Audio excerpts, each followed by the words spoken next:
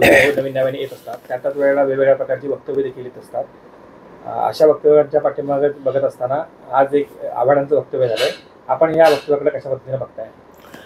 असं आहे की या देशामध्ये राम मंदिर होणं हा जवळजवळ 35 वर्ष केवळ राम मंदिर होणं याच्या पाठीमागची श्रद्धेचा भाव किती, आस्थेचा भाव किती, रामाची भक्ती किती, यापेक्षा रामानं आम्हाला मतं कशी मिळतील याचाच जास्त उपयोग केला गेला.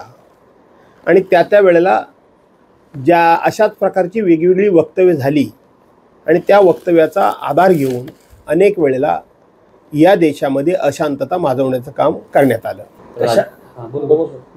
तर कशा पद्धतीने ह्या अशा वक्तव्यामुळं गोंधळ निर्माण होऊ शकतो किंवा संभ्रम निर्माण होऊ शकतो आणि काय काय होऊ शकतं? असं आहे की तुमचा मूळ जो प्रश्न आहे ते राष्ट्रवादीचे नेते आमदार जितेंद्र आव्हाड यांनी काल केलेल्या वक्तव्यासंदर्भातला तुमचा मूळ प्रश्न आहे. खरं तर मी स्पष्टपणे या संदर्भात सांगेन की शेवटी जबाबदार माणसांनी नेहमी जबाबदारीनंच वागलं पाहिजे, जबाबदारीनंच वक्तव्य केलं पाहिजे. आज देशामध्ये राम मंदिराचा उद्घाटन किंवा प्रभू रामचंद्राच्या मूर्तीची स्थापना ही 22 जानेवारी रोजी होती आहे.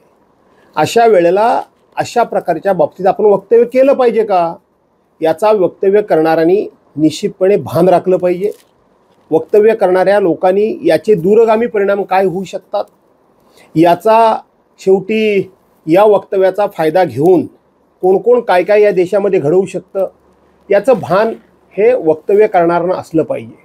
पण हे जरी काही असलं तरी अशा प्रकारचं वक्तव्य, या वक्तव्याचा केवळ निषेध नाही तर मी जाहीरपणे धिक्कार करतो. तर पुढचा प्रश्न आहे, राज्याच्या नवीन DGP रश्मी शुक्ला यांचं नाव घोषित झालेलं आहे, काय सांगू?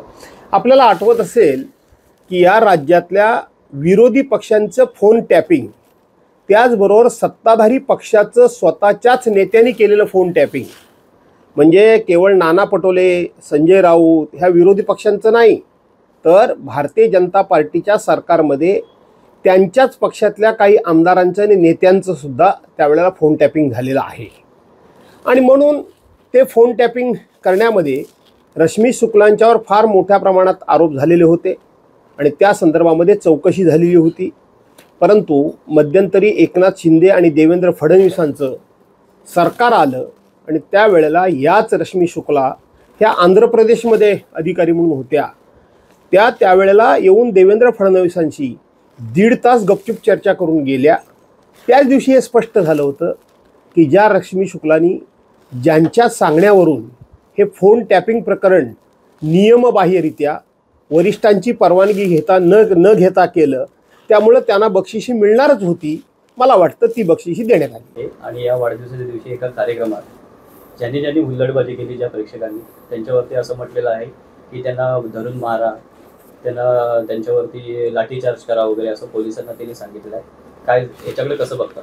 आपण जर बघाल तर शिंदे गटात गेलेले जे आमदार आहेत त्यातल्या बहुतांशी आमदारांची आणि मंत्र्यांची वक्तव्य ही अतिशय उथळ ही गेल्या 1.5 वर्षामध्ये झालेली आहे.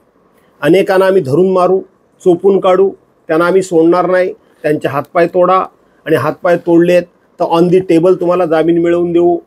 हे सगळा हा उन्माद जो आहे ना, तो उन्माद त्यांच्या लोकांमध्ये दिसतोय आणि त्याच्यामधले सगळ्यात त्या उन्मादाचे आणि उन्मादी वक्तव्य करण्याचे शिरोमणी म्हणजे अब्दुल सत्तार आहेत. आणि म्हणून त्यांना शोभेसच ते वक्तव्य रोजच्या रोज करत असतात. दर 4-6 महिन्यांनी अशा प्रकारे ते जर काहीतरी एखादं वक्तव्य केलं नाही तर कदाचित त्यांना झोपच लागत नसेल म्हणून ते अशी वक्तव्य करत असतील. साहेब, आपल्या राजकीय कारकिर्दीत 50 वर्षाचा आपल्याला अनुभव आहे, चांगला अनुभव आहे. सध्या आपण बघतोय सिंधुदुर्ग रत्नागिरी जो लोकसभा मतदारसंघ आहे याच्यामध्ये पक्षांतर्गत वाबाडे जे बाहेर येत आहेत या संदर्भात आपण काय सांगू? कोणाच्या पक्षांतर्गत? शिंदे साहेबांचं शिंदे गट असेल किंवा भाजप असेल. असं आहे की मी त्या दोघांचीही वक्तव्य बघितली, एकनाथ शिंदे गटाच्या नेत्यांचीही वक्तव्य बघितली आणि भारतीय जनता पार्टीच्या नेत्यांचीही वक्तव्य बघितली. नववर्षामध्ये मी त्यांना शुभेच्छा देतो की अशा पद्धतीची फक्त वक्तव्य करू नका. तर लवकरच लोकसभेची निवडणूक होणार आहे.